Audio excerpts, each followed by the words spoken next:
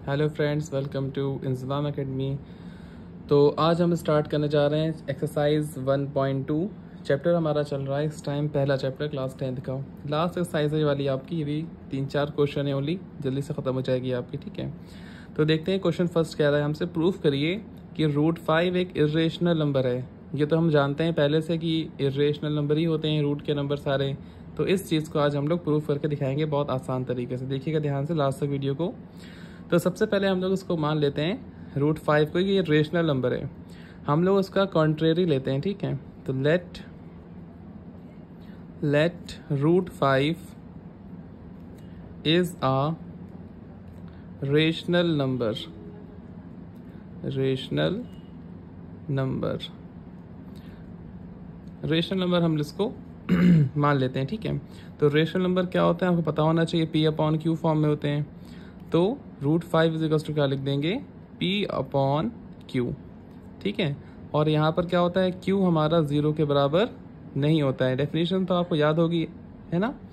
और यहाँ पर P और Q क्या होते हैं, P एंड Q हमारे क्या होते हैं, आर को प्राइम नंबर। क्या होते हैं, को प्राइम। ठीक है ठीक है, एंड वो तो हम लिख लिया पहले से ही। चलिए ठीक है, अब हम लोग स्टार्ट करते हैं आगे। क्रॉस मल्टीप्लिकेशन कर देंगे इसका, तो क्या हो जाएगा, Q √5 इक्वल्स टू P। ठीक है, अब हम लोग क्या करेंगे इसके बाद का स्टेप, अब इसका स्क्वायर कर देंगे। Squaring on both side, squaring on both sides, squaring कर देंगे इसकी। तो क्या हो जाएगा, देखिए Q √5 का whole square is equals to P का स्क्वायर।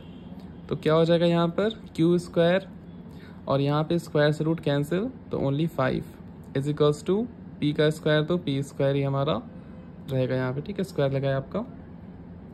तो इसे मानेंगे इक्वेशन नंबर हम लोग first. This is equation number first. Okay, अब यहाँ पर एक लाइन लिख देंगे हम लोग, सो फ्रॉम इट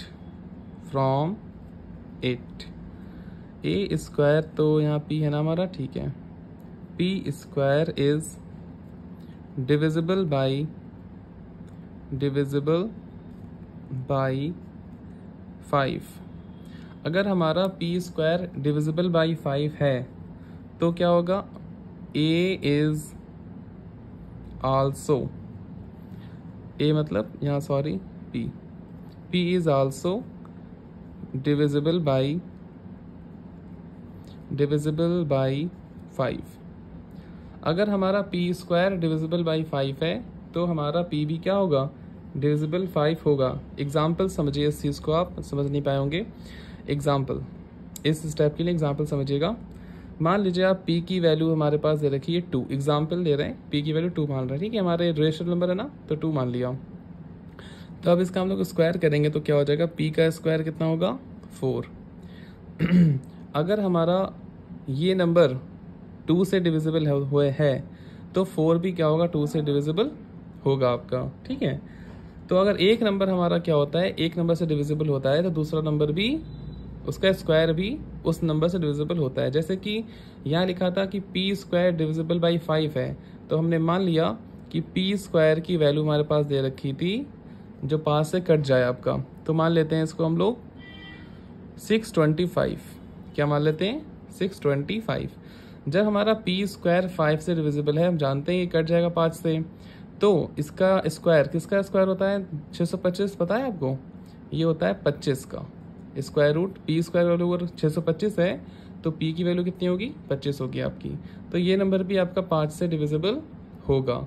तो खाली ये बात समझानी थी आपको इस स्टेप को, कि अगर किसी नंबर का स्क्वायर और 5 से डिविजिबल है, मतलब किसी से भी डिविजिबल है, तो उसका सिंगल टर्म भी क्या होगा आपका, उसी नंबर से डिविजिबल होगा। आप कोई भी एग्जांपल लेके यहाँ देख सकते हैं।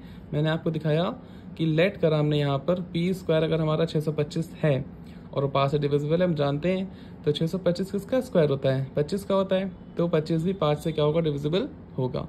आप यहाँ पे कोई सा भी स्क्वायर ले लोगे, आपका आंसर आ जाएगा। ओके, चलिए ठीक है, अब हम लोग आगे इसको सॉल्व करेंगे। थोड़ा सा और बचा खाली, लेट कर लेते हैं दोबारा से हम लोग। Let a is equals to 5c, a is equals to, यहाँ हमने p माना था तो p मान लेंगे, p is equals to 5c।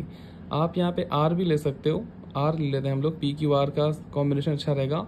यहाँ पर आप a b c का कॉम्बिनेशन भी ले सकते थे, हमने यहाँ पर p q r का कॉम्बिनेशन लेके चल रहे हैं। तो p is equals to 5r हमने यहाँ पर मान लिया है, ठीक है, ठीक है। वेयर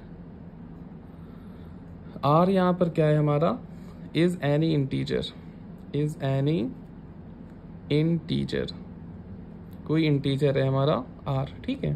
अब हम क्या करेंगे, पुट कर देंगे इसको, put the value of p, the value of p in equation first. पहली इक्वेशन हमने ऊपर मानी थी ना, ये रही हमारी इक्वेशन पहली वाली, इसमें पुट कर लेंगे बस p की वैल्यू को। तो कितना आ जाएगा, q square 5 is equals to, जब p स्क्वायर है वहाँ पर तो यहाँ पे क्या आ जाएगा 5r का स्क्वायर, 5r का स्क्वायर, स्क्वायर कर देंगे इसका, ठीक है। थोड़ा सा इसको ऊपर ले लेते हैं, तो कितना हो जाएगा आपका, q square 5 is equals to 25r square, ठीक है। अब हम लोग इसको कट भी कर सकते हैं ना, 5 1 5 और 5 5 25, तो कितना आ जाएगा, q square is equals to 5r square, okay. इसे मान लेते हैं क्वेश्चन नंबर 2। अब जो ऊपर लाइन लिखा था ना, सो फ्रॉम इट, यहाँ पे सेम ऐसे लिखेंगे, so from it, from it, इससे हमें क्या जानकारी मिलती है, q square is divisible by, divisible by 5। अगर हमारा q स्क्वायर डिविजिबल बाई 5 है तो r जो हमारा होगा यहाँ पर क्या होगा, r, ठीक है, नहीं सॉरी, अगर q स्क्वायर डिविजिबल 5 है तो q भी, q is also divisible by, divisible by 5। फिर से वही कॉन्सेप्ट है, अगर किसी नंबर का स्क्वायर 5 से डिविजिबल हो रहा है तो वो नंबर भी 5 से डिविजिबल होगा। यहाँ पर आप एग्जाम्पल लेकर समझ सकते हो इस चीज़ को भी। लेट कर लीजिए आप q स्क्वायर की वैल्यू मान लीजिए आप इस बार, जो नंबर 5 से डिविजिबल हो, 125 ले लेते हैं, नहीं वो तो हमारा 25 चलो ले लेते हैं, 25 ही मान लेते हैं, ओके। तो 25 क्या होता है, 5 से डिविजिबल होता है, 5 5 25। अब ये q की वैल्यू क्या बता सकते हैं आप, ये किसका स्क्वायर होता है 25, ये होता है 5 का, तो 5 भी तो 5 से डिविजिबल होगा हमारा, ये भी 5 से डिविजिबल होगा। तो अगर आपका किसी नंबर का स्क्वायर डिविजिबल बाई 5 है, किसी से भी डिविजिबल है, थोड़ा सा नीचे करेंगे इसको, ठीक, अब आपको साफ दिख रहा होगा। तो अगर हमारा स्क्वायर वाला नंबर 5 से डिविजिबल होगा तो वो नंबर भी आपसे डिविजिबल बाई 5 होगा, ओके। इस बात को बहुत ध्यान से समझ के रखना है आपको। चलिए तो बस लिख देते हैं फर्स्ट इक्वेशन सेकंड इक्वेशन, ठीक है। तो a and b, a and यहाँ मतलब p and q have 5 as common factor,